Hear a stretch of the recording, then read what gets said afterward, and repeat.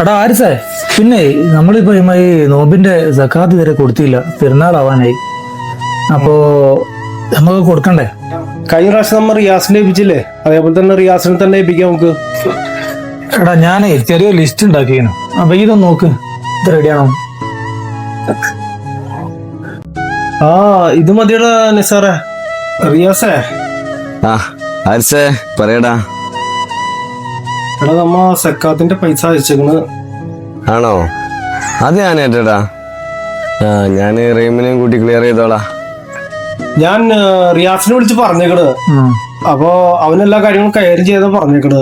റീമേ, നിസാറിനൊക്കെ ഗൾഫിൽ നിന്നില്ല സക്കാത്തിന്റെ പൈസ വന്നിണ്ടേനോ. ഈ ഒന്നും ഇപ്പൊ വരും, നമുക്ക് എന്നാ കൊണ്ടുപോയി കൊടുത്താളേനു. ഇതാട്ടോ പോലെ ലിസ്റ്റ്. ഞാനേ ഒരു മിനിറ്റ് കേട്ടോ, പോരെ ഫോൺ ചെയ്തോട്ടെ. റഹീമാണല്ലേ വിളിക്കണത്? എടുത്തോക്കോ. ഹലോ എടാ നിസാറേ, നിങ്ങൾ ഇട്ട ലിസ്റ്റില് റിയാസിന്റെ പേര് കാണാണ്ടല്ലോ. റിയാസിന് ലിസ്റ്റ് ഇട്ടില്ലെന്ന് ചോദിക്കുന്നത് റഹീം.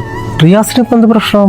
അതെ, റിയാസിന് ഇപ്പൊ എന്താ പ്രശ്നടാ? റിയാസിന് ഇപ്പൊ നാട്ടിൽ വണ്ടി ഉണ്ട്, കച്ചവടം നടക്കുന്നുണ്ട്, കാര്യങ്ങളൊക്കെ ഉണ്ട്.